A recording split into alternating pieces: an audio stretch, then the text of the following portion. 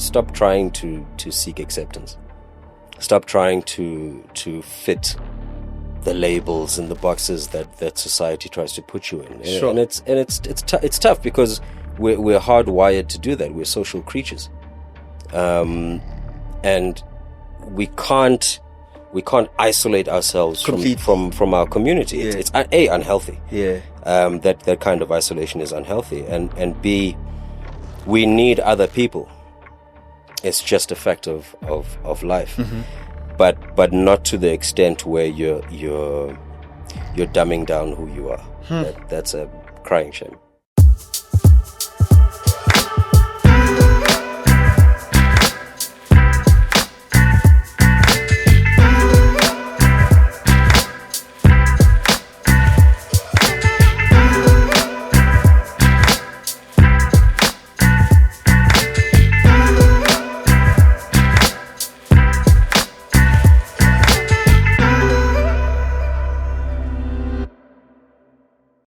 The show is Engineer Your Life, and I'm Lungelo. Okay, I'm very excited today because I get to connect with somebody who does something different yet similar to what I do, which is storytelling.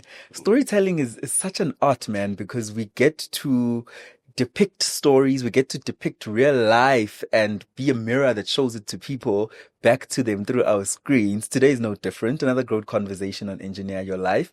I hope you really, really enjoy it. Don't forget to don't forget to subscribe this conversation so that we're able to reach more people and be able to get you great guests and have conversations that you can learn from. I was shocked when I found out, MacDonald, Pinetown. Ihlangana happy land because ngabumzulu phela lo njengami. And then I remember I've got a house close to there, so I'm like, what's going on? Serious? Where in Pinetown? Still close, New Germany. Are you kidding? I promise I you. grew up, I don't know if you know Holofte, the high school. Yes, Ashley side. Ashley Yeah, side, I grew up around there.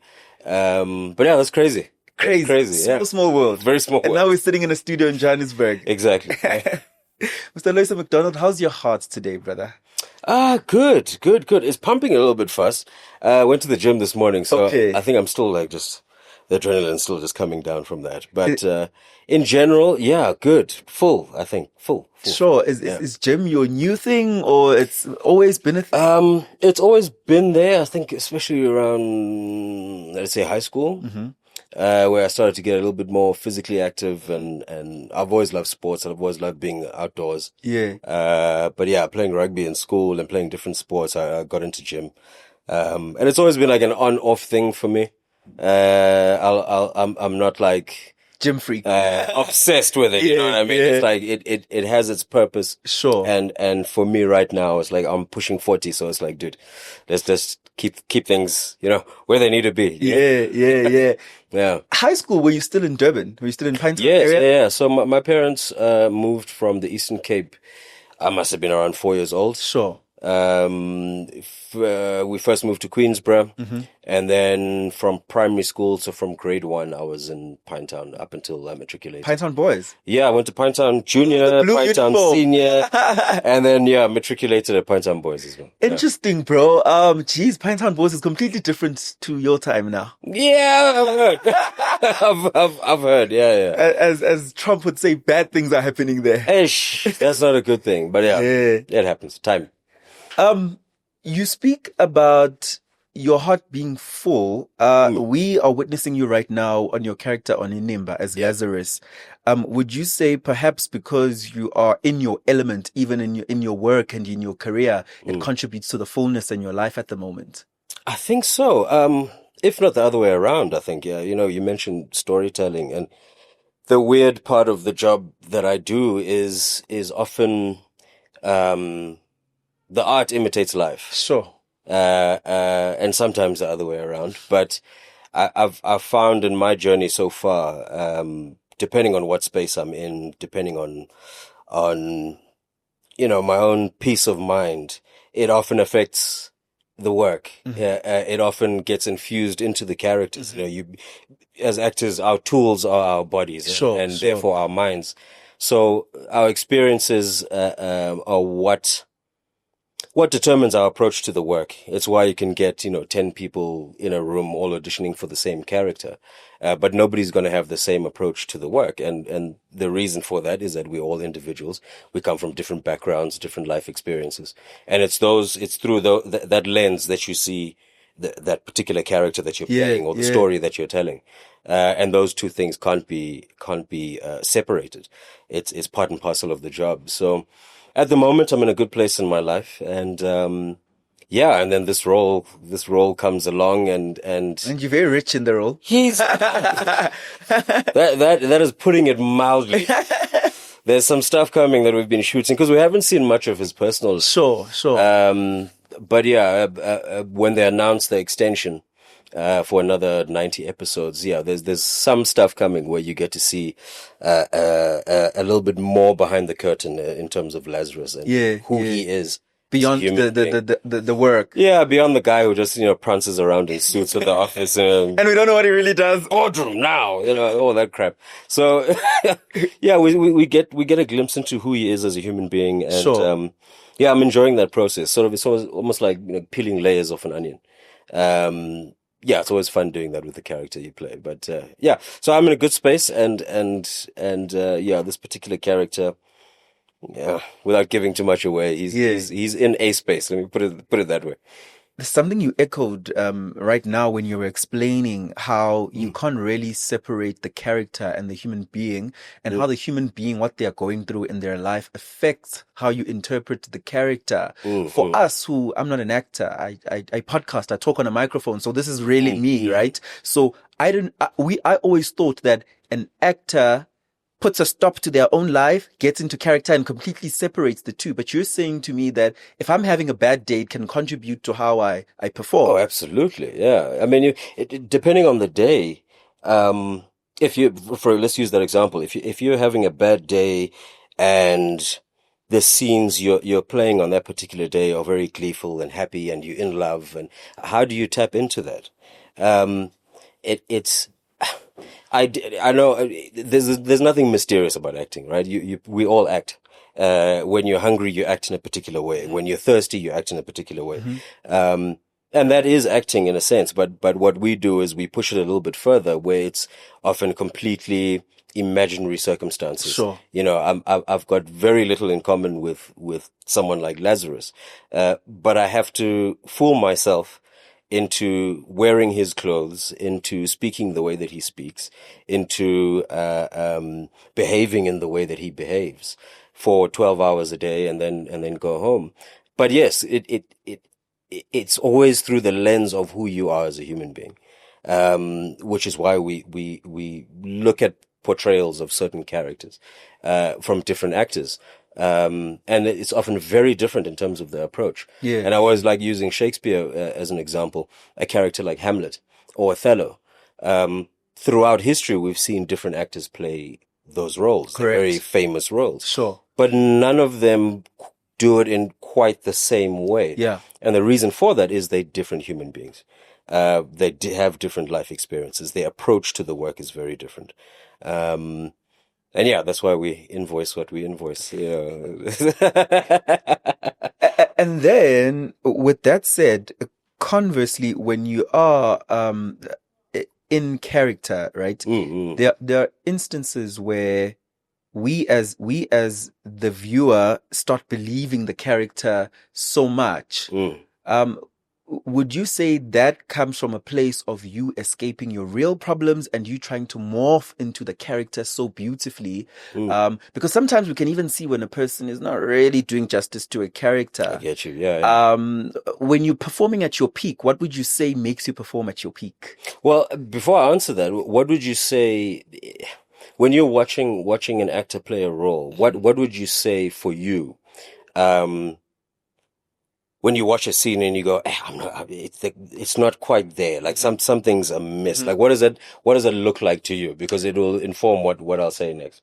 When I'm on my phone, because you're not shifting my emotions by how you. I'm not grabbing your attention. I'm not grabbing my attention and my emotions, because when you grab my attention, my emotions are like, whoa, what did Lazarus just say? Yeah. Well, what you're talking about there is what is engagement. Okay. If I'm not engaging with the text, the script, I'm not engaging with the story. How can I convince the person whose time I'm asking for, our audience, to engage with me? So Marlon Brando put it in the simplest way. The only job an actor has is to not be boring. And essentially it's what we're talking about, engaging with the work and therefore engaging with an audience.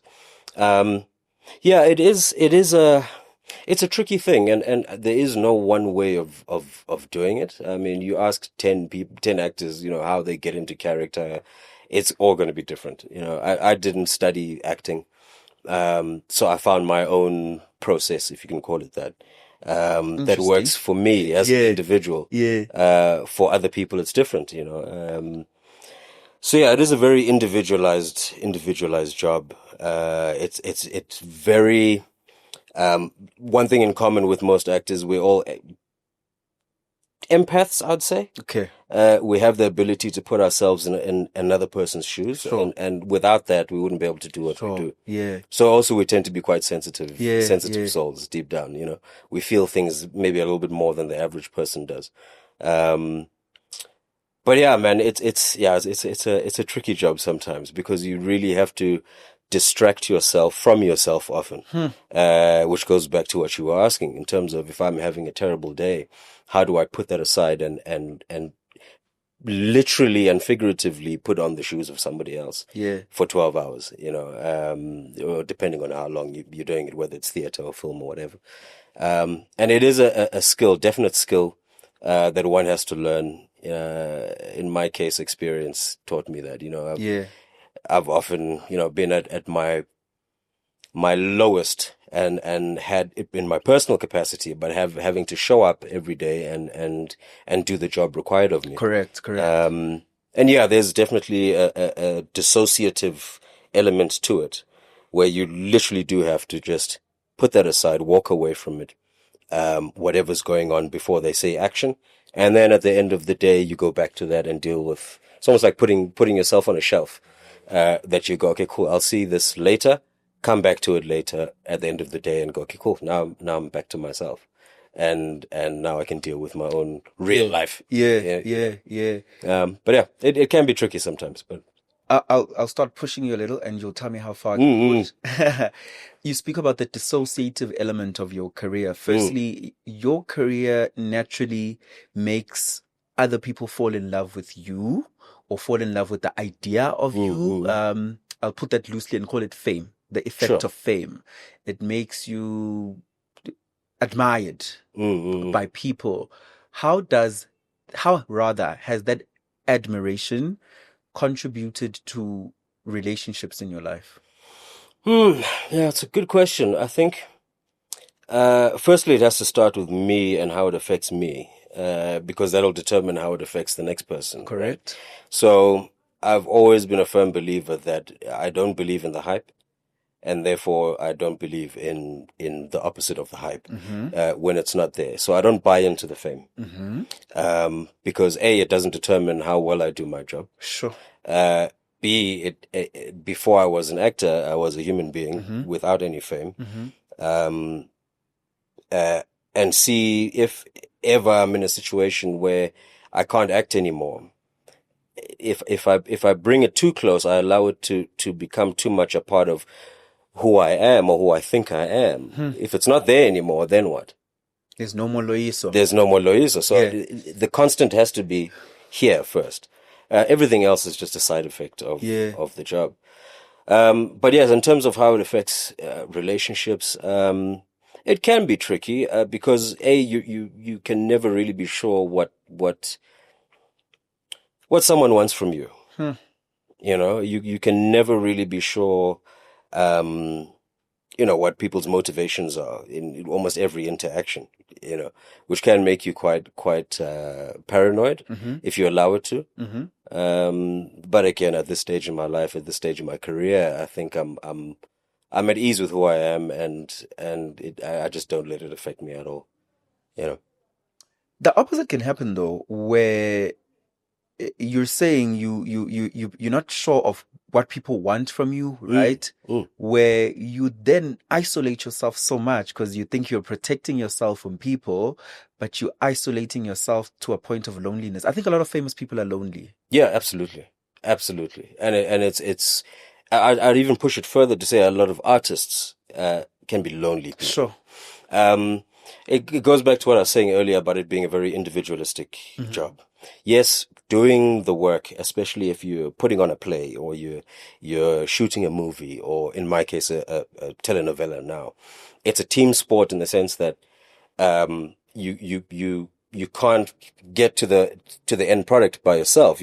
There's a whole bunch of people, from writers to crew members to gaffers to lighting department, sound, who are all working towards getting this thing done.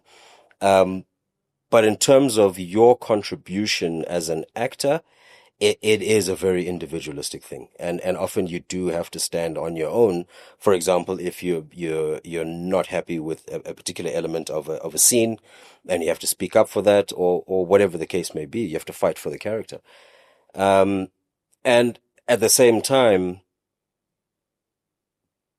I'm the one who's in front of the camera, so if I fail, I fail publicly. Sure. If I succeed, I succeed publicly. Do you know what I mean? You make your mistakes in front of complete strangers. People you've never met and have never met you. And you have to be at peace with that, I think. Otherwise, it could drive you nuts. Just that thought alone can drive some people, off the wall. So it is good to look after yourself and look after your mental space. Because there's too many distractions. Fame being one of them. Fame is a distraction. Sure. I entered acting without the fame. I often tell, especially young actors, like I remember in 2010 going to the Grahamstown Arts Festival. Yes. National Arts Festival, and it was such a slow year.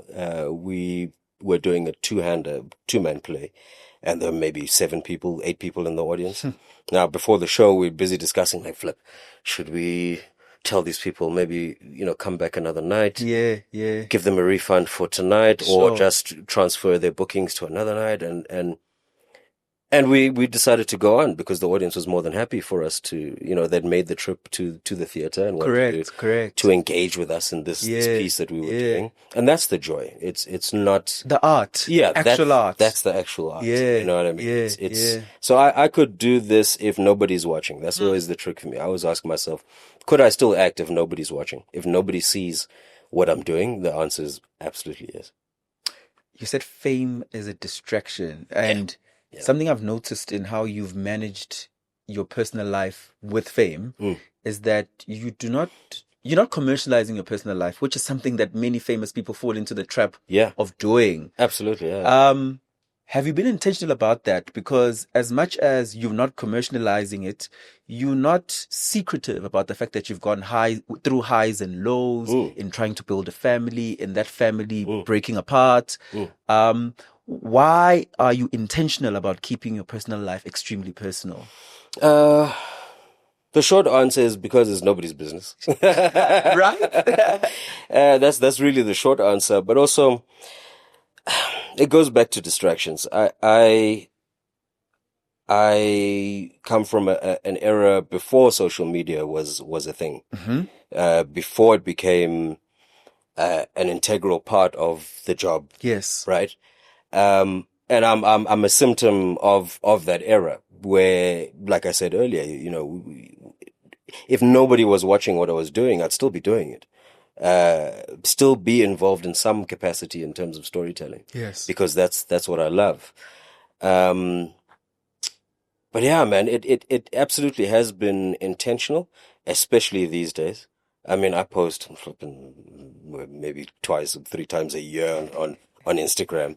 Because I don't really think I have anything interesting to say. Unless I've got something to say, then I'll say it. Sure. And I don't need it. I don't need the extra attention, and I'd rather keep it that whenever my name is in people's mouths is because of the work. Outside of that, it doesn't really matter. It doesn't really matter. I don't need it personally. I don't need the validation. I don't need the attention. Do you think people do it for validation? Validation and money. Let's be honest. Sure. Monetizing your personal life is a thing these days. Huge thing. It's a huge thing. Yeah. You know, it often disturbs me when you see famous parents, you know, putting their kids up on social media very early. I'm like, why? It's not the child's choice at the point. It's your choice. You're choosing this app. You create an account, you write captions and pretend you're them. It's absolutely, you know, and it's like, we all know what you're doing. Yeah. You're not fooling anybody. But it's often just down to money. And again, for me, I don't need to be Lazarus levels of wealth. Sure. I don't need that. You know, I have a very, I'd consider myself very low maintenance in that sense. You know, I don't have an expensive lifestyle. I'm not always at events. I'm not always, you know, at parties and things like that. So I just don't need it. I know what I need to get by. And as long as I take care of my responsibilities, then that's more than enough for me. I think you're in the minority. Do you realize? Definitely. Yeah, you're in the minority because people in your industry, flamboyance, being over the top, speaking a lot, being visible, extremely visible, seems to be the currency that they think works. Yeah. But in the process, they lose themselves. Yeah, that's the price you pay, you know, because some PR agent tells you need to post this many times a day. You need to get your engagement up. You need to, now every interaction you have is a transactional one. You know, whether it's going out with friends, you got to pick who the friends you're going with, where you go, which venue, what clothes you're wearing. You need to style your outfits, all for posts and social media. I mean, that's what life are we living in? Sure. You know, we've got one life, and why would I waste it on things that at the end of the day really don't matter? You know, if it's your job, that's one thing, cool, but nobody forced you into that job. You chose it. Correct. Yeah. And the problem is, I think sometimes people forget that they have agency. So yes, I mean, my job puts me in the public eye, but I still have agency in terms of what I expose. I don't have to do the things that everybody else is doing. Sure. You know, because it might work for one person, and might provide some sort of some financial freedom for them because they're able to monetize it. But it's not as simple as just being a cookie cutter, copy and paste situation where because it works for you, it must therefore work for me. No, we have different priorities in life, and I like to stay true to mine. You know. And I think sometimes it looks like it's working. We also don't want to admit that. That the person who posts a lot and overshares and overexposes their life and maybe even shares all these expensive things online, sometimes they don't even have that money. We know them in real life. And that's the problem that we have, is that at the end of the day, you are in the public eye and you do have some sort of influence. And if I'm busy posting a life that is not mine, what am I saying? You know, to people who can't tell the difference. Sure. Who don't know the difference. Who don't know already people struggle to tell the difference between a character I play and me. So why would I then go on and complicate it even further? Sure. By projecting this life that I don't live. I mean, we've all seen the stories, you know, cars people don't own, the the trips that people take that you know often paid for. You know, I mean, I was in Saudi Arabia earlier this year for the Formula E with a particular car company, and they invited me. I didn't get paid for the job, but I'm interested in motorsport. Sure. So I was happy to go and get a free trip in the process. Yeah. But I'm not trying to convince anybody that, you know, I bought a ticket and you know, why? Like, geez, why? It's just I don't have the energy for it. You know, the older I get, the less energy I have for things I don't care about. Perhaps fame... And that don't grow me at the end of the day. Sure. You know? Perhaps fame reveals our insecurities absolutely, and our brokenness. Yeah. And that's what actually people are putting out there. And they don't realize that you're actually saying, watch me, because you're broken. And then when you get that, often it becomes a problem. Because if you're saying watch me all the time, that comes with the good and bad. Cost. There's and cost. there's a cost to it. Yeah. So now, if you, as I said earlier, as an actor, I'm happy to make my mistakes and successes when it comes to the acting in public. So when I take a risk with a character and it doesn't quite land, I'm more than happy to do that because that's part of the job, and I'm not insecure about it. But if it's your personal life that you're using in that space, if you make a mistake in public, it's you at the end of the day. I've still got the character I can hide behind if push comes to shove. But we've seen it how many times where people make bad decisions, and it's made public, and all of a sudden it's like, guys, give me my space.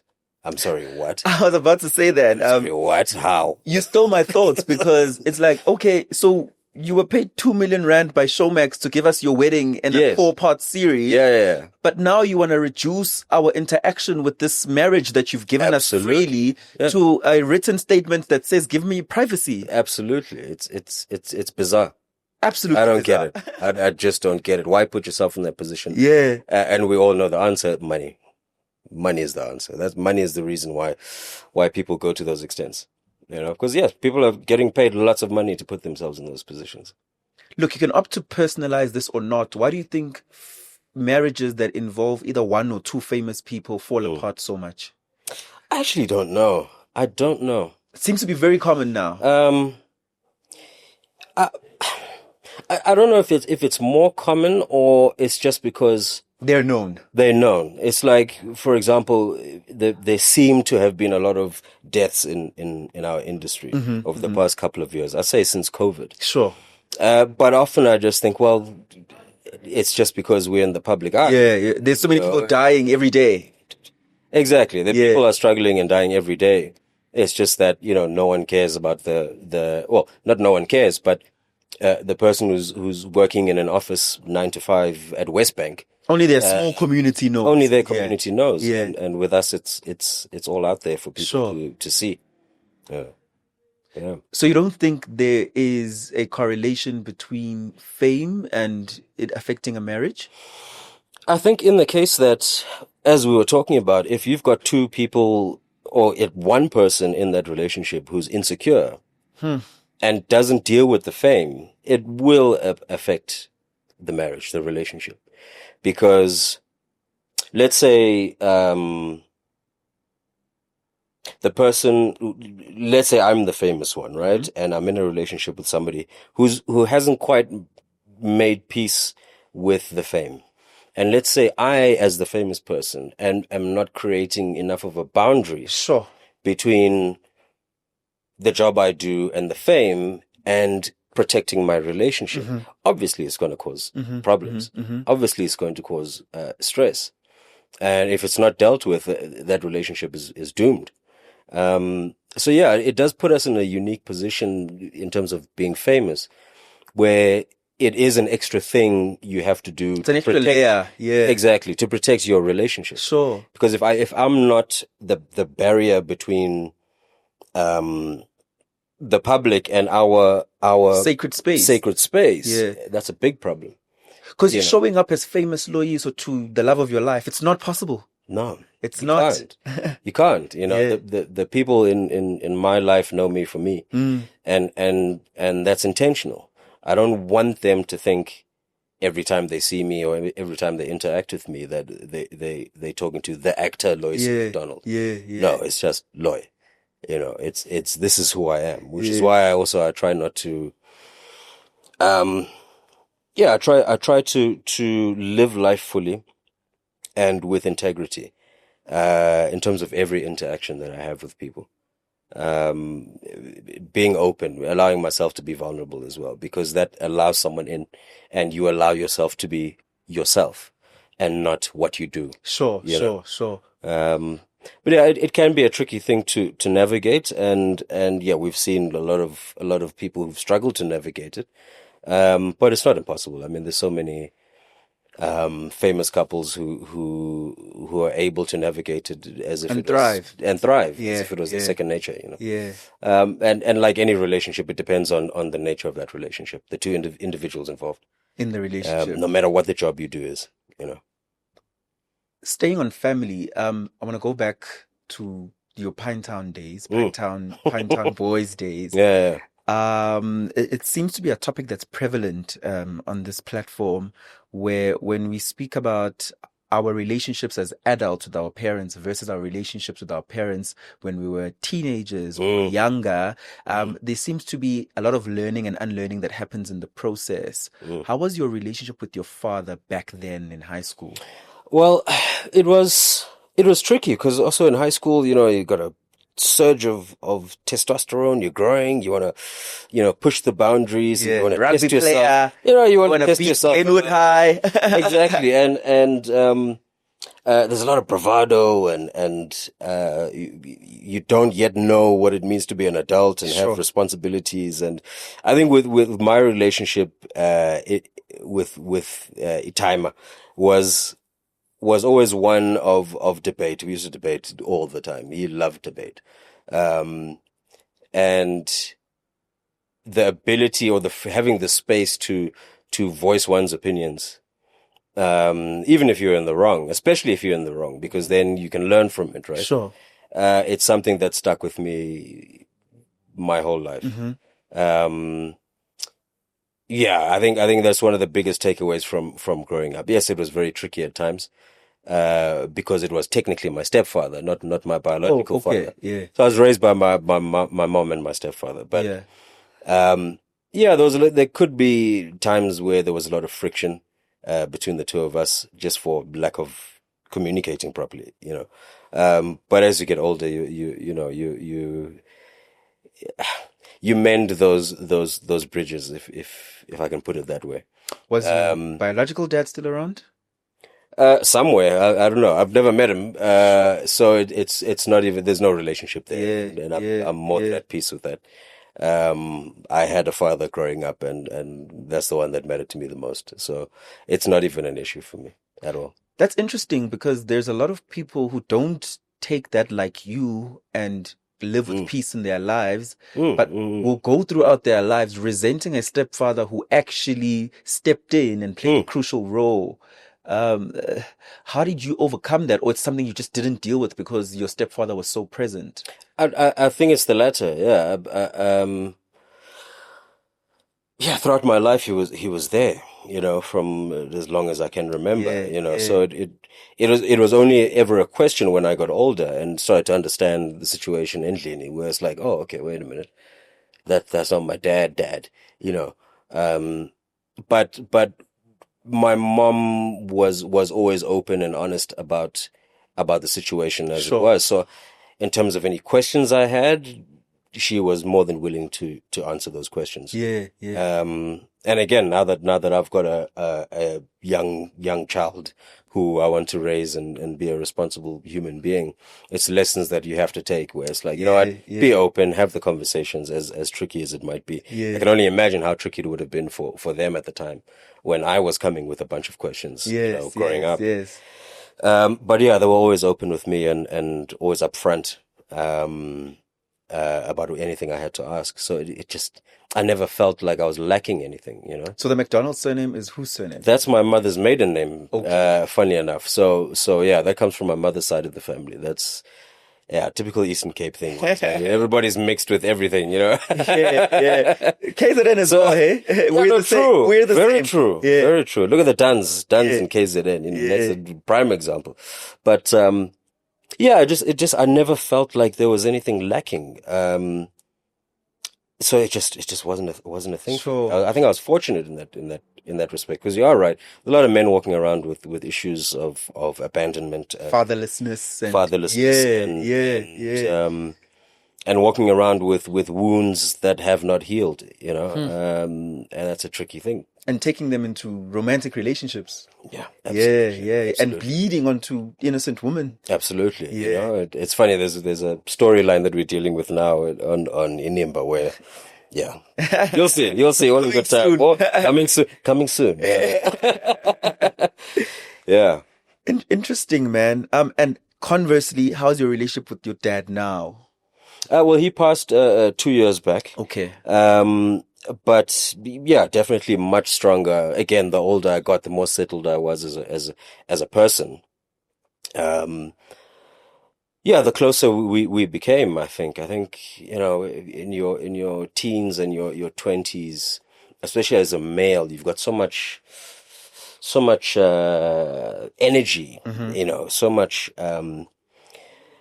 of I want to push boundaries, and I want to work myself to the bone, and I want to prove myself. I want to do this, and I want to accomplish this by the time I'm 30. I want to do that often we don't really look at what's happening inwardly. But yeah, there was definitely a shift in myself, especially when I turned 30. And now heading towards 40, where it's like, you know what? I think I just managed to find peace with a lot of things within myself. What sort of And that things? helped. I guess, not wasting my energies on whether it be people, whether it be things, whether it be jobs, that I don't particularly care about. Learning to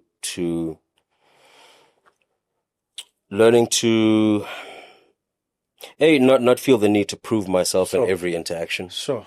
Dealing with those insecurities where it's like, look, I don't have to appear smart. I don't have to, I don't have to always feel like I know what I'm talking about, or I've accomplished so much in my life. And no, there's no need. I am who I am, and that's what I present in every interaction. So even if it's a short one, at least I hope that I leave an impression of, okay, I've got some sense of who that guy is, as opposed to, putting up a front and faking it through life. And I think in that process, I came to understand my parents a little bit more, because I wasn't sort of judging them from the outside. I was trying to understand who they were as adults with all their flaws, and realizing that they actually did a pretty good job in terms of my brother and myself, in terms of who we are now as human beings. It all stemmed from that upbringing. Being in that household with those flawed parents, those flawed individuals who, no matter what, looked after their responsibilities towards us.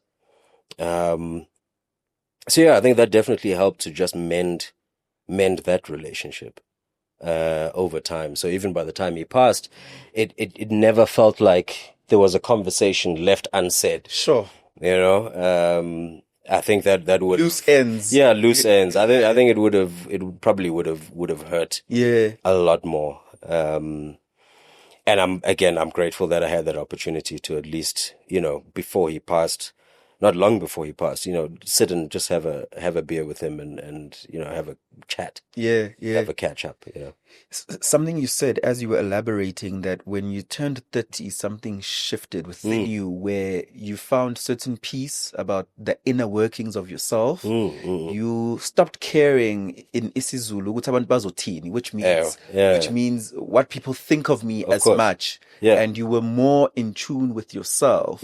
How does there's somebody out there who still cares a lot about people's opinion of them. There's somebody out there who buys things they don't afford, who goes to places they know are destructive to them, who drinks things that they shouldn't be putting in their body, because they want to fit into a mold that other people have created for them. How do you practically get rid of the mentality of, I care so much about what other people think of me?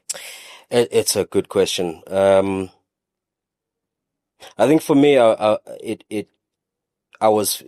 hand was forced to me. A, my name. B, I always had to explain my name growing up. Why MacDonald? MacDonald. So I always had to explain, coming from the Eastern Cape to KZN, I didn't speak a word of English. It was just closer. In other words, I've always felt like an outsider in one way or another. And just through experience and as time goes by, you just learn to accept it, and you learn to wear it like a superpower. It ties back into the job I do. The fact that I am the person that I am is what sets me apart from my peers. And it works that way for them as well. So you gotta wear it like a superpower. You gotta wear your scars outwards and inwards as superpower. The thing that separates you from everybody else. The things that makes it difficult for people to put you in a particular box is what makes you you. Mm-hmm. And if you try and numb those things down just simply for acceptance, the world is losing the experience of you. Sure. And you're losing the experience of yourself. Exactly. Yeah. And that's the thing that I think is very important for me in terms of where I am now in my life, is that, people talk about legacy. It's not something I particularly think about too often. Mm-hmm. I don't think it matters really. What is legacy? I'll be dead. I won't know what people say about me when I'm gone. Right? But if I live my life to according to my purpose that I've set for myself, then that shouldn't even be a worry. The people who know me will have the experience of me that they have, and I only hope that it's a more positive than negative one, right? Yes. And that's all I think any of us can wish for. So stop trying to seek acceptance. Stop trying to fit the labels and the boxes that society tries to put you in. Sure. And it's tough because we're hardwired to do that. We're social creatures. And we can't isolate ourselves from our community. Yeah. It's A, unhealthy. Yeah. That kind of isolation is unhealthy. And B, we need other people. It's just a fact of life. Mm-hmm. But not to the extent where you're dumbing down who you are. That's a crying shame. Almost like desperation when you are constantly trying to fit a mold that is not you. Yeah, because it'll never work. Yeah. There'll always be cracks. Yeah. It'd be like trying to force your size 9 foot into a size 6 shoe. Sure. No matter how pretty the shoe is, it's not going to work. Yeah. And it's going to do more harm than good. Sure. In terms of a basic analogy, I think that works. It does more harm than good to you and to the people around you. I'm in my early 30s, and my brother here, who's behind the scenes, always laughs at me. He says "Mfundisi," because he's like, I'm more in tune with my spirituality now as my years mature. Would you say that's something that is happening to you too, where your spirituality matters more? Because there's a sort of peace that I get from you. You are so content, Loyiso. In many ways, yeah. You're so content with who you are and how you present and just how you carry yourself, even what we see online. And now with the privilege of meeting you in real life, where does this contentment come from? Is there an element of spirituality that you'd say contributes? I don't know. I don't consider myself a spiritual person. In the context that I think you mean it. Anyway. Yes. I don't consider myself a spiritual person in that context. I don't have any belief systems that we could. I don't want to say religious, because I think it's almost like a blanket term. Sure. That really doesn't get into the subtleties of the conversation, but. Yeah, I don't have any leanings towards that kind of spirituality. The things that I find spiritual are going for walks, time with my son. A good conversation. Listening to a good piece of music, be it jazz or whatever. Often even at work, having a moment of just pure. How do I even put it? A moment where you're so present in the moment. Yes. You're living in the moment. Yeah, where things just come out of you in that moment, in that scene, in that particular circumstance, that you just go, wow, that was something. Some sort of magic happened there. I live for those moments. I driving my car, going for a drive. Being in nature. Those are the kind of things I find spiritual in that context. But no, I don't have any other sort of belief systems. They've never really, they've never really latched onto me in any particular way. I know for a lot of people, it's an important part of their lives and brings meaning to a lot of people. And again, like we were talking about purpose, and I was very, um, I meant that when I said my purpose for my life is whatever I set for it. I firmly believe that. I don't think I can inherit a purpose. I love from that. family. Or I love that. You run your own race in that respect. I love that because, sure, books, magazines for decades have been telling people, find your purpose. What do you mean, find your purpose? Where? It's such an unfair thing to say to a human being. Absolutely. Because you're literally telling them that there is this defined thing that you can hold or is non-tangible that you must find. And if you haven't found it, you're not living. Then something's wrong. That's something's wrong with your life. Absolutely is. I agree with you 100%. And also think of you're looking for, you're searching and earnestly searching for this purpose. And let's say you don't find it. Sure. Does it mean your life wasn't worth living? Does it mean it's a very tricky thing? It's a slippery slope. It's a very slippery because you're telling people that they are floating.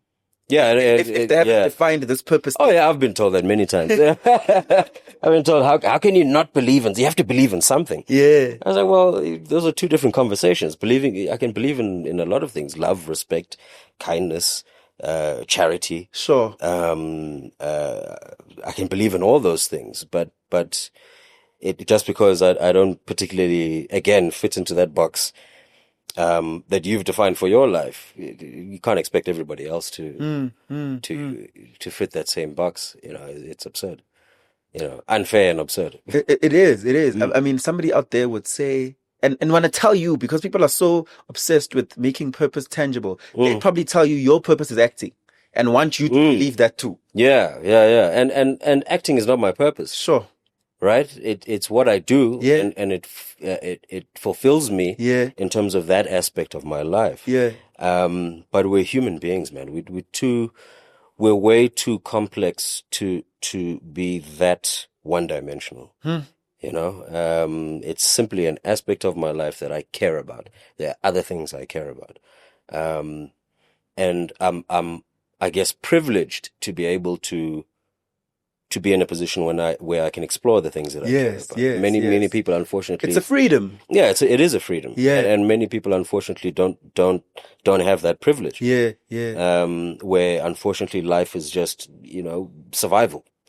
Where even the nature of this conversation is alien to a lot of people, and it takes us into a whole other conversation about work and for example, the threat or perceived threat of machines doing everything being automated. Take me there, yeah. There's a really important conversation to be had about that, where, let's say, there comes a time when there are no humans working in factories to produce the things we need. This chair, this stand, this microphone. What then do you do with your life? There'll always be avenues to make money, right? Sure. But let's say there's no more hard labor. Let me put it that way in a general terms. There's no more hard labor, no more need to do hard labor. We've got machines to do all of that. What conversations do we have at that point? What does being a human look like? Sure. Because for so many, it's defined by work. Defined by, I leave at 6 in the morning. Their identity is warped around their career. Right? Yeah. What does life look like for humanity at that point? I think I have a kind of more positive view of that.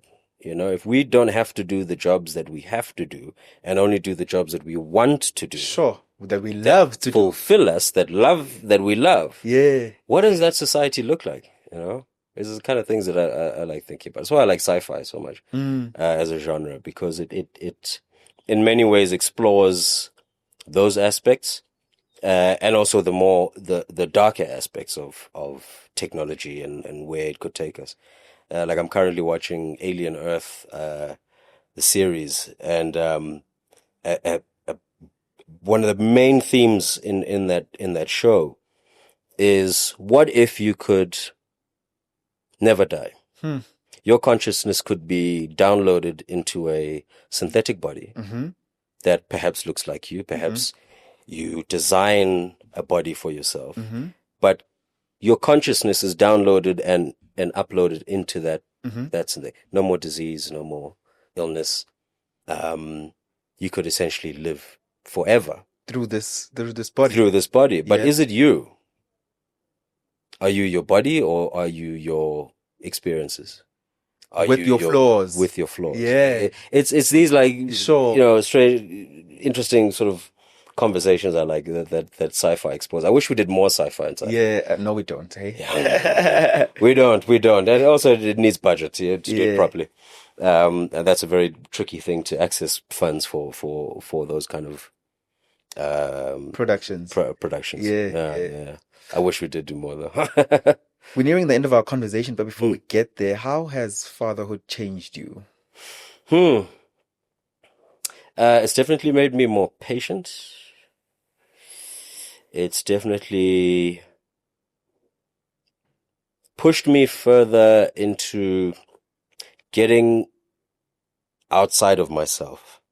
It seems like a cliched thing to say, but having a human being you're responsible for, not just in terms of providing material things for, but providing guidance, providing an example.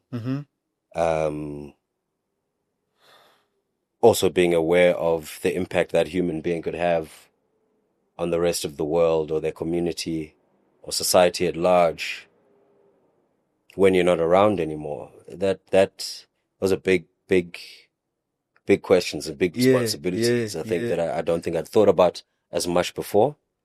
What kind of a human being am I helping to raise? What impact will he have on when he's, at my age? Sure. What kind of a life will he have carved for himself? They're big questions. They're big questions. And again, I think, the birth of my son helped me put myself in my parents' shoes a little bit more in terms of what possible struggles they could have had when I was born, my brother was born, and how they're able to do as much as they did with what they had. Also, it on the converse side of things, it has made me more aware of the failings of my job and my industry in terms of the lack of security, the lack of stability. Yes. It's something that I was okay with before because it's just me. Yes. Now it's like, damn it. I might just have to say yes to that damn project. Do so much, I might have to say yes to that gig. I don't really want to do it, but I might have to just do it anyway. Because of private school fees. But yeah, no, it definitely has impacted me in those aspects, and more positive than anything. Yeah, more positive than anything, I think. But again, that's a choice I think we all have to make. With everything in life, you gotta decide whether, what happens to you is going to affect you positively or negatively. I firmly believe that.